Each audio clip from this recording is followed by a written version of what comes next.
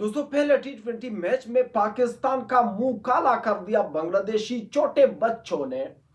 बांग्लादेश के छोटे बच्चों ने पाकिस्तान से टॉस जीतकर पहले खुद बॉलिंग करने का फैसला किया और पाकिस्तान को बैटिंग करने की दावत दी और फिर पाकिस्तानी बैट्समैनों को ऐसे नचाया कि बिल्कुल उनको समझ ही नहीं आया। वैसे पाकिस्तान के जो कप्तान है सलमान अली आगा, वो टॉस के वक्त वहां पर कह रहे थे कि हम जो है तकरीबन 150 या 160 रन करने की कोशिश करेंगे और वहां पर बांग्लादेश के कप्तान ने भी यही कहा कि हम पाकिस्तान को 140 पर रोकने की कोशिश करेंगे।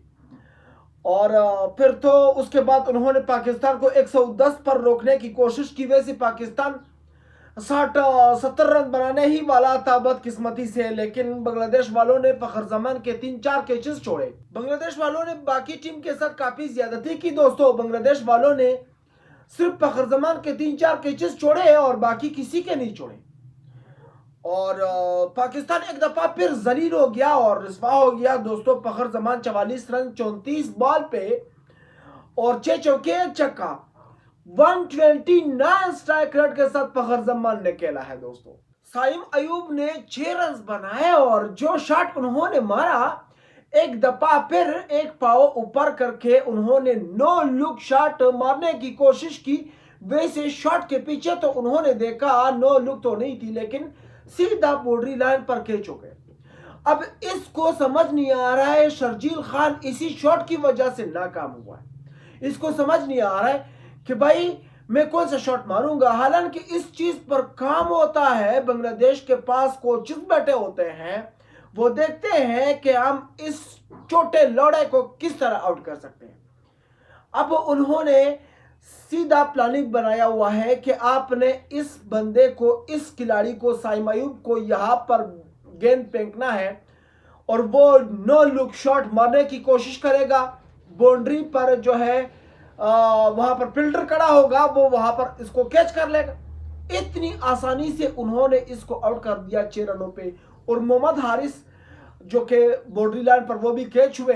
बदकिस्मती से जब से उसकी भी शादी हो गई उसके कंधों में भी कोई पावर नहीं रहा। सलमान अली आगा बिल्कुल परेशान थे, नजर ही नहीं आ रहा था उसको बॉल। मुस्तफिजुर रहमान को खेलने की कोशिश कर रहे थे, बार बार मुसलसल 3-4 गेंद खेलने के बाद उन्होंने सोचा कि भाई अब ना तो मुझसे बॉल टच हो रहा है और जब टच ही नहीं हो रहा है तो फिर हम कहाँ जाएंगे, क्या करेंगे। और सलमान अली आगा ने कहा कि नहीं भाई हमने आउट होना है यार, जब खेला ही नहीं जाएगा तो बाकी बैट्समैनों को चांस देते हैं।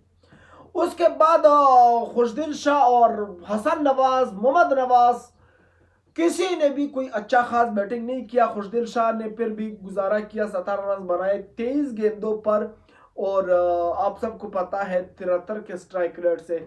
वैसे 73 का स्ट्राइक रेट इंग्लैंड वाले टेस्ट में भी नहीं रखते हैं। और हसन नवाज एक जबरदस्त प्लेयर है, लेकिन बदकिस्मती से उन्होंने जो है गलत शॉट खेला।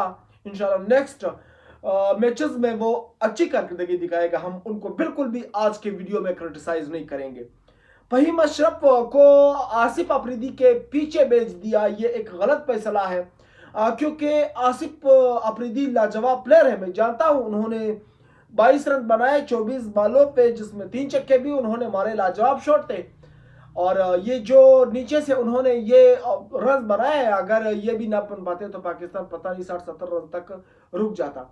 सो उन्होंने जबरदस्त बैटिंग की, लेकिन फहीम अशरफ को पहले भेज देना चाहिए था क्योंकि फहीम अशरफ एक जबरदस्त ऑलराउंडर है, बॉलर है, बैट्समैन।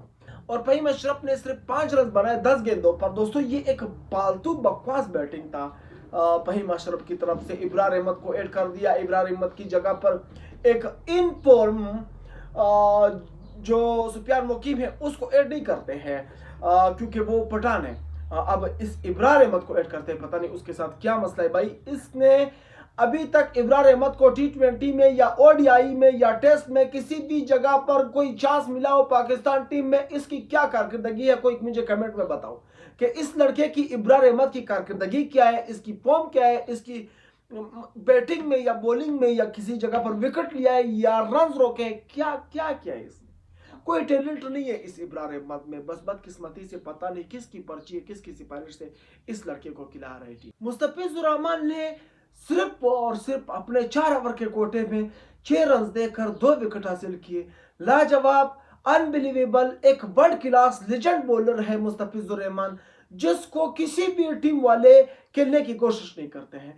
पहली बात हम लोग ये करेंगे कि बांग्लादेश में जो पाकिस्तान 110 रन पर आउट हुआ है 3 T20 के सीरीज में, पाकिस्तान को अब करो का या मरो का जो चैलेंज दरपेश है वो बांग्लादेश की कंडीशंस की वजह से। बांग्लादेश की कंडीशंस वहां पर बहुत सख्त है, बहुत हार्ड है। वहां पर जो है एक वर्ल्ड क्लास न्यूजीलैंड टीम वो भी वहां पर सीरीज हार के आई थी। और बांग्लादेश जो है अभी श्रीलंका से वहां पर श्रीलंका में T20 सीरीज जीत के आई है, और वेस्ट इंडीज में वहां पर T20 सीरीज जीत के आई है। और ये बदकिस्मती है उनकी जो आयरलैंड से उन्होंने अभी ये एक सीरीज हारी थी। और ऑस्ट्रेलिया भी बांग्लादेश जाके उन्होंने भी अपने इस सीरीज को वो हार चुके थे। क्यों? क्योंकि ये कंडीशंस बहुत हार्ड है, बहुत सख्त है बांग्लादेश के वहां पर। ये तो अगर हम ये कंडीशंस की बात करेंगे कि सख्त है, तो भाई उनके लिए भी सख्त होने चाहिए थे। या फिर अगर सख्त है तो फिर कम से कम मैच में कोई जो मतलब मुकाबला होना था, कोई जान लगाते लड़के अपनी तरफ से, लेकिन पाकिस्तान ने वैसे ही छोड़ दिया था। पाकिस्तानी को पता था कि हमने काफी कम स्कोर बना दिया है और वन साइडेड बांग्लादेश जीत चुका है, जिसमें परवेज हुसैन ने 52 रन बनाए। लाजवाब बैटिंग की परवेज हुसैन ने, 5 छक्के लगाए, लंबे लंबे स्ट्रोक्स लगाए। और तौहीद ने भी जबरदस्त बैटिंग की और उन्होंने वन साइडेड मैच जीता और तकरीबन 7 विकेट से उन्होंने पाकिस्तान को शिकस्त दी है। दोस्तों, आप लोगों का इस पर क्या कहना है वो आप लोग मुझे कमेंट में जरूर बताइए। मैं चलता हूं, इंशाल्लाह नेक्स्ट वीडियो में मिलूंगा। अगर जिंदगी रही, अल्लाह हाफिज।